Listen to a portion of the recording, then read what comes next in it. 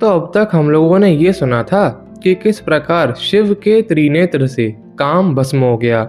जब वो भस्म हो जाता है उसके बाद क्या होता है, ये बात नारद जी ब्रह्मा जी से पूछते हैं। तो ब्रह्मा कहते हैं, हे नारद, जब शंकर ने अपना त्रिनेत्र खोल के काम को भस्म कर दिया तो आकाश में महान शब्द हुआ, मतलब एक भयंकर ध्वनि हुई, पूरा का पूरा त्रिलोक हिल गया।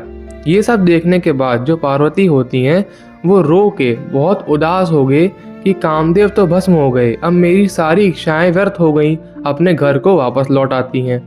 वो बहुत ही परेशान और उदास थीं, पूरे दिन रोती रहती थीं और बस शंकर का ही चिंतन करती रहती थीं। तो ऐसे ही जब समय व्यतीत होने लगा तो एक दिन हे नारद, आप ही ईश्वर की प्रेरणा से उनके घर में गए और पार्वती के समीप जाकर आप उनसे कहने लगे, तुम मुझे बताओ तुम इतना रो क्यों रही हो।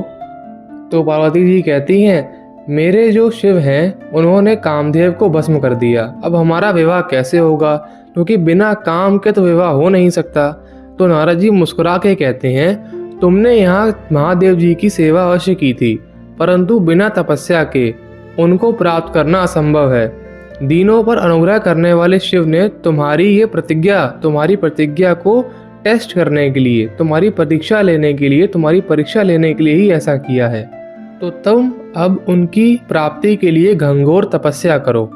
ये सुनने के बाद शिवा कहती हैं, रुद्रदेव की आराधना के लिए मुझे किस मंत्र का उपदेश दीजिए, मुझे बताइए कि मैं किस मंत्र से उनकी उपासना करूं। तो नारद जी कहते हैं, हे पार्वती, तुम नमः शिवाय इस पंचाक्षर मंत्र से महादेव जी का विधि पूर्वक पूजन करो। ये मंत्र राज सब मंत्रों का राजा है, मनोवांछित फल प्रदान करने वाला है, शंकर को बहुत ही प्रिय तथा साधक को भोग और मोक्ष दोनों देने वाला है। हे सौभाग्यशालिनी, इसका विधि पूर्वक जप करने से तुम्हारे द्वारा आराधित हुए भगवान शिव अवश्य ही शीघ्र तुम्हारी आंखों के सामने प्रकट हो जाएंगे। ये बोलने के बाद नारद जी वापस चले गए। ये सुनने के बाद पार्वती जी सोचती हैं कि मुझे वन में जाके ही तपस्या करनी चाहिए। तदंतर पार्वती ने अपनी जया एवं विजया नामक सखियों के द्वारा अपनी माता मैना तथा पिता हिमालय के पास तप करने हेतु आज्ञा के लिए उन दोनों को भेजा। सखियों ने कहा, आपकी पुत्री अपने शरीर, रूप तथा आपके कुल को भगवान शंकर की आराधना सफल करना चाहती है, तो हे हिमालय, सबसे पहले आप उसे आज्ञा दें कि वो वन में जाके तपस्या कर सके। तो हिमालय कहते हैं, मुझे तो इस बात से कोई आपत्ति नहीं, परंतु अगर उसकी माँ उसे आज्ञा दे दे तभी वो जा सकती है। तो सखियाँ माँ के पास जाती हैं, मैना के पास, उनसे जाके भी यही पूछती हैं। तो जो मैना होती हैं वो खिन्न भाव से मना कर देती हैं। तो जब ये बात पार्वती सुनती हैं कि मेरी माँ ने मुझे आज्ञा देने से इनकार कर दिया है, तो वो स्वयं हाथ जोड़कर उनके पास आती हैं और बोलती हैं, हे माता, मैं महेश्वर को प्राप्त करने के लिए प्रातः काल तपस्या हेतु तपोवन जाना चाहती हूँ, अतः मुझे आप आज्ञा दें।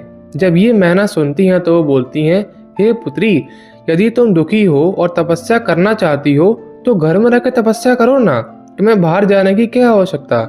जब मेरे घर में ही सब देवता, तीर्थ तथा समस्त क्षेत्र विद्यमान है तो तप करने के लिए तुम्हें अन्यत्र जाने की क्या आवश्यकता है। मैं तुम्हें हठ पूर्वक बाहर तप करने की आज्ञा नहीं दूंगी। इस प्रकार जब पार्वती को बाहर तप करने की आज्ञा नहीं मिली तो वो बहुत दुखी दोबारा हो गईं। उनके दुख को उनकी माँ मैना बर्दाश्त नहीं कर सकी, तो वो उन्हें अंततः आज्ञा दे ही देती हैं।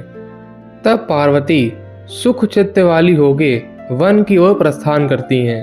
वो अपने सारे के सारे आभूषण उतार देती हैं, अपने जो राजसी वस्त्र थे उन्हें त्याग देती हैं और मृग चर्म धारण कर लेती हैं, अपने बालों को जटाएं बना लेती हैं और इस प्रकार वह उस महान उत्तम श्रृंगी तीर्थ में तपस्या करने लगती हैं। उस स्थान को आज गौरी शंकर के नाम से भी जाना जाता है। हे मुनि, वहाँ पार्वती ने अपनी तपस्या की परीक्षा के लिए अनेक प्रकार के पवित्र, सुंदर तथा फलवान वृक्ष लगाए। उन सुंदरी ने भूमि शुद्ध करके और वेदी का निर्माण करके उसमें अग्नि प्रज्वलित करी और उसके बीच में बैठकर ही पंचाक्षर मंत्र का जप किया। शुद्ध चित्त वाली वह पार्वती आंधी, सर्दी, अनेक प्रकार की वर्षा तथा असाध धूप बिना कष्ट माने सहने लगी। हे मुनि, इस प्रकार उनके ऊपर अनेक प्रकार के दुख आए, परंतु उन्होंने उनकी कोई परवाह नहीं करी। वे केवल शिव में मन लगाकर वहां पे स्थित रहीं। इस प्रकार तप करती हुई देवी ने पहले फलाहार से, फिर पत्तों का आहार करने से, तदंतर पत्ते भी छोड़कर सर्वदा निराहार रह के भगवान शिव की तपस्या करी। जब उन हिमालय पुत्री शिवा ने पत्ते भी खाना बंद कर दिया, तब से उनका नाम अपर्णा पड़ गया। इसके बाद पार्वती भगवान शिव का ध्यान करके एक पैर पर खड़ी हो गईं और पंचाक्षर मंत्र का जप करती हुई कठोर तपस्या करने लगीं। इस प्रकार तप करती हुई तथा महेश्वर का चिंतन करती हुई उन काली को 3000 वर्ष व्यतीत हो गए। लेकिन उसके बाद भी जब शंकर उनके सामने नहीं आए तो वो सोचने लगी, हे महादेव, क्या आप तपस्या में संलग्न मुझे देख नहीं पा रहे? जो कि मुझे तपस्या में लीन हुए इतने वर्ष बीत चुके हैं, फिर भी आपने मुझे अपने दर्शन नहीं दिए। लोक एवं वेद में मुनियों के द्वारा सदा गान किया जाता है कि हे भगवान शंकर सर्वज्ञ, सर्वात्मा तथा सर्वदर्शन है। वे देव सबके आराध्य हैं और भक्त वत्सल हैं, तो क्या उन्हें मेरी ये साधना दिखाई नहीं दे रही? वे देव समस्त ऐश्वर्यों को प्रदान करने वाले, सब प्रकार के भावों से प्राप्त होने वाले, भक्तों के मनोरथ को पूर्ण करने वाले और सब प्रकार से कष्टों को हरने वाले हैं। यदि मैं अपनी सारी कामनाओं का त्याग कर मात्र वृषभ ध्वज भगवान शंकर में अनुरक्त हूँ, उनके अलावा कुछ न सोचती हूँ और न चिंतन करती हूँ, तो वो मुझ पे प्रसन्न हो। हे मुनि, इस प्रकार वो विचार कर और भी तपस्या करने लगी। हे मुनीश्वर, शिवजी की प्राप्ति के लिए इस प्रकार तपस्या करते हुए पार्वती का बहुत समय व्यतीत हो गया, तो भी शंकर प्रकट नहीं हुए। तब अपने संकल्प से दृढ़ निश्चय वाली परमेश्वरी पार्वती के समीप अपनी भार्या, पुत्र तथा मंत्रियों सहित हिमालय आए और बोले, हे पार्वती, तुम अपना हठ छोड़ दो, अपना हठ छोड़ दो। हे पार्वती, तुम इस सब तप से दुखी मत हो। रुद्र विरक्त हैं, इसलिए तुम्हें दर्शन नहीं देने वाले। देखो तो जरा, तुम कितनी दुबली पतली हो गई हो। तुम जैसी सुकुमार अंगों वाली स्त्री को इतना तप शोभा नहीं देता। चलो हमारे साथ घर चलो। ये सुनने के बाद भी पार्वती कहती हैं, जिन्होंने क्रोध से कामदेव को जला दिया, वे महादेव निश्चय ही विरक्त हैं, किंतु उन भक्त वत्सल शंकर को मैं अपनी तपस्या संतुष्ट करूंगी। वे सदाशिव महान तपोबल से अवश्य प्रसन्न होने वाले हैं, ये मुझे निश्चय ही पता है और ये सत्य है। इस प्रकार जब शिवा ने उनसे कहा, तब हिमवान आदि पर्वत बार बार गिरिराज की गिरी की इस प्रकार से प्रशंसा करके अपने घर पहुंच गए। उन सबके चले जाने पर सखियों सहित वह पार्वती परमार्थ के निश्चय से युक्त हो और अधिक दृढ़ता से महान तपस्या करने लगी। हे मुनि श्रेष्ठ, उस महान तपस्या से देवता, असुर एवं मनुष्य सहित सराचर जगत तप्त होने लगा, जलने लगा। ये सब जब सब कुछ जलने लगा, ऐसा जब प्रतीत होने लगा, तो जो देवराज इंद्र थे वो बड़े चिंतित हो गए और ब्रह्मा जी के पास पहुंचे। उन्होंने कहा, हे ब्रह्मा, आपने इस चराचर जगत की रचना करी है, आप ही इसकी रक्षा कीजिए। ये सब क्या हो रहा है? किसके तपोबल के कारण ये चराचर जगत जल रहा है? तब ब्रह्मा जी उनकी ये बात सुन के देवताओं सहित विष्णु के पास गए और विष्णु से बोले, हे विष्णु, हमारी सहायता करो। हे विष्णु, हमारी सहायता करो। तो विष्णु जी बोलते हैं, मैंने सारा कारण जान लिया है। आप सब लोग पार्वती की तपस्या से संतप्त हो रहे हैं, अतः मैं आप लोगों के साथ अभी परमेश्वर के पास चलूंगा। हे देवगणों, हम लोग सदाशिव के समीप चलकर उनसे प्रार्थना करेंगे कि वो पार्वती को ग्रहण करें, इसी में सबका कल्याण है। ये कहने के बाद भगवान विष्णु सारे देवताओं को लेके कैलाश पर पहुंच गए। वहां वो देखते हैं कि भक्त वत्सल भगवान शिव सुखपूर्वक बैठे हुए हैं और उनको बैठा देखकर वो सब कहते हैं, कामदेव को विनष्ट करने वाले रुद्रदेव को नमस्कार है। स्तुति के योग्य अत्यंत तपस्या वाले आपको नमस्कार है। आप सभी लोगों के नाथ और माता पिता हैं।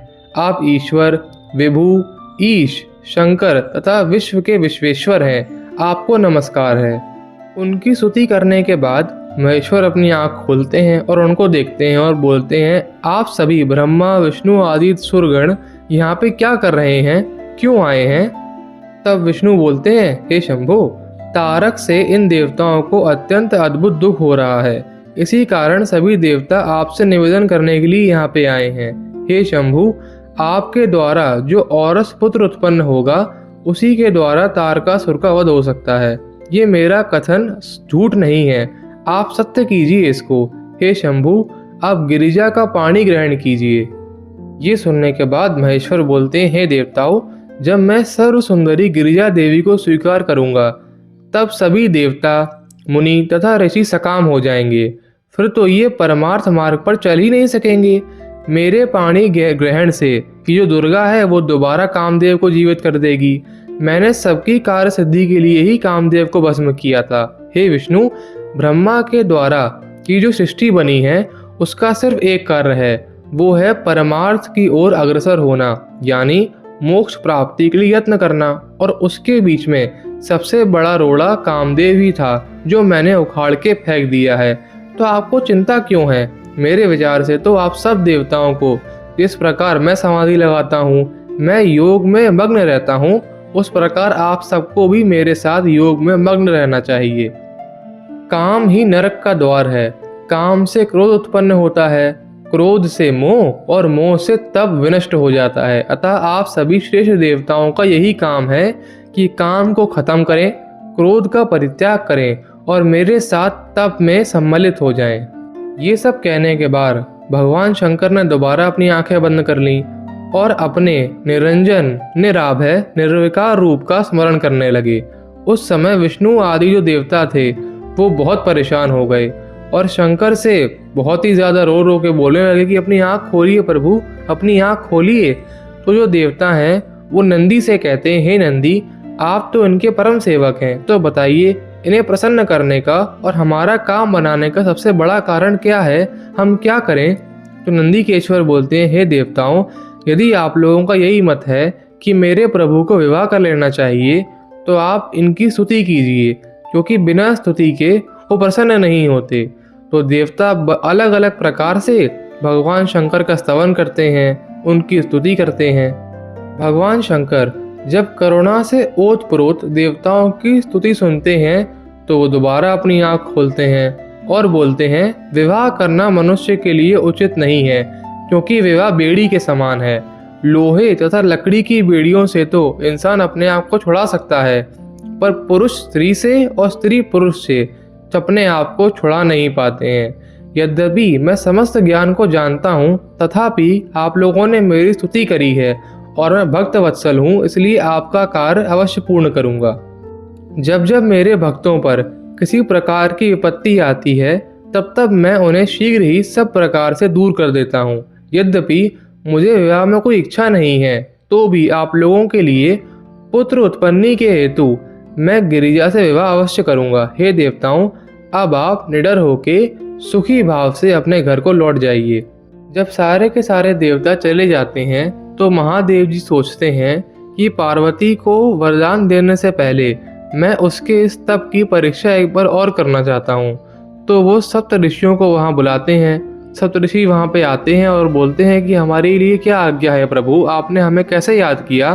तो महेश्वर बोलते हैं, इस समय गौरी शिखर नामक पर्वत पर देवेशी पार्वती गिरिजा अत्यंत दृढ़ निश्चय करके तपस्या कर रही है। हे मुनि श्रेष्ठ, मेरी आज्ञा से आप वहाँ पर जाइए और उनसे कपट पूर्ण वचन कहिए, उनकी परीक्षा लीजिए कि उनके तप को वो छोड़ तो नहीं देंगी अगर उनसे आके कोई गलत बातें कहता है तो। शिव जी की आज्ञा पाकर मुनिगण उसी समय उस स्थान पर जाते हैं जहाँ जगन माता पार्वती तपस्या कर रही होती हैं। उन लोगों को वहाँ साक्षात दूसरी तप सिद्धि के समान तेज से दैदीप्यमान और परम तेज से मूर्ति स्वरूप हुई पार्वती दिखती हैं। तब सारे ऋषिगण पार्वती से कहते हैं, हे शैलसुदे, हे देवी, सुनिए, आप किस उद्देश्य से यहाँ तपस्या कर रही हैं? तो पार्वती कहती हैं, हे प्रभु, आप लोग मेरी असंभव बात सुनकर परिहास करेंगे, इसलिए उसे कहने में मुझे संकोच होता है, पर मैं क्या करूं? मैं आप लोगों के पूछने पर कह ही देती हूँ। मेरा ये मन दृढ़ निश्चय करके हठ पूर्वक दूसरे के वश में हो गया है। मैंने ऐसा निश्चय कर लिया है कि सदाशिव ही मेरे पति हैं। ऐसा मनोरथ लेके मैं नारद की बात मान के यहाँ तपस्या कर रही हूँ। ये सुन के ऋषि हंसने लगते हैं और बोलते हैं, हे पर्वत राजपुत्री, बुद्धिमती होकर भी तुमने व्यर्थ ही अपने को पंडित मानने वाले तथा क्रूर चित्त वाले उस देव ऋषि नारद का चरित्र नहीं जानती। वह नारद तो मिथ्यावादी है और दूसरों के चित्त को भटकाने वाला है। वो तो बहुत बड़ा बदमाश है। उस नारद ने बहुत से लोगों को पथभ्रष्ट किया है। जो भी उसकी बात सुनता है वह भिक्षु और तपस्वी बन जाता है, अपने सारे ऐश्वर्यों से वंचित हो जाता है। ये परम दुख की बात है कि तुम जिसे अपने पति बनाने के लिए इतना कठिन तप कर रही हो, वह कामदेव का शत्रु है और उदासीन तथा निर्विकार है। वह अमंगल वेश धारण करने वाला शिव निर्लज्ज है। उसके घर का तथा कुल का कोई पता नहीं, उसके पिता कौन है, माता कौन है, कुछ पता नहीं। भूतों के साथ रहता है, त्रिशूल पकड़ता है, कपाल पकड़ता है, शमशान में रहता है। ऐसे पति का भला तुम करोगी क्या? तुम्हारे योग्य वर तो विष्णु ही है, सभी सद्गुणों की खान, परमेश्वर और प्रभु, वैकुंठ का दाता, लक्ष्मी के ईश और सर्वांग सुंदर। हम चाहते हैं कि तुम उस विष्णु को अपने वर रूप में चुन लो। ये सुनने के बाद पार्वती मुस्कुरा के बोलती हैं, हे मुनिगण, आप लोग यद्यपि अपने विचार सत्य ही कह रहे हैं, किंतु हे ध्वजों, मैं अपना हठ नहीं छोड़ूंगी। पर्वत से उत्पन्न होने के बाद मैं बहुत हठी हो गई हूँ। मतलब मैंने जो एक बार निश्चय कर लिया, इस प्रकार पर्वत जहाँ खड़ा हो जाता है वहाँ से आंधी तूफान बाण आने में भी हिलता नहीं है, उसी प्रकार मैंने भी अगर शिव को अपने पति रूप में चुन लिया है तो नहीं हटूंगी। देव ऋषि नारद चाहे कैसे भी हों, पर वो मेरे गुरु हैं और गुरु का वचन पालन करना ही वेदों का धर्म है। आप लोगों ने जो विष्णु को सर्वगुण संपन्न वैकुंठ में विहार करने वाला तथा सदाशिव को निर्गुण एवं निर्विकार कहा है, वह सत्य ही है। इसका कारण मैं आपको बताती हूँ। शिव परब्रह्म एवं विकार रहित हैं। वह भक्तों के लिए ही शरीर धारण करते हैं। वह प्रभु कभी भी सांसारिक प्रभुता दिखाने में इच्छा नहीं रखते। अतः परमानंद शंभु हमेशा अवधूत का भेष बनाकर परमहंसों की भांति ही रहते हैं। हे द्विजों, धर्म जाति आदि के द्वारा उन्हें प्राप्त नहीं किया जा सकता, केवल गुरु के अनुग्रह से ही उनकी प्राप्ति होती है। हे ब्राह्मणों, यदि शंकर मेरे साथ विवाह नहीं करना चाहते तो ठीक है, मैं पूरी जिंदगी कुंवारी ही रहूंगी। ऋषि मुनि जब उनका ये दृढ़ निश्चय देखते हैं तो वो मन ही मन मुस्कुराने लगते हैं और उन्हें प्रणाम कर उनकी जय जयकार कर कैलाश वापस लौट आते हैं और भगवान शंकर को ही सारा का सारा वृत्तांत कह सुनाते हैं। तो आज की कथा को यहीं विराम देते हैं। ओम नमः शिवाय।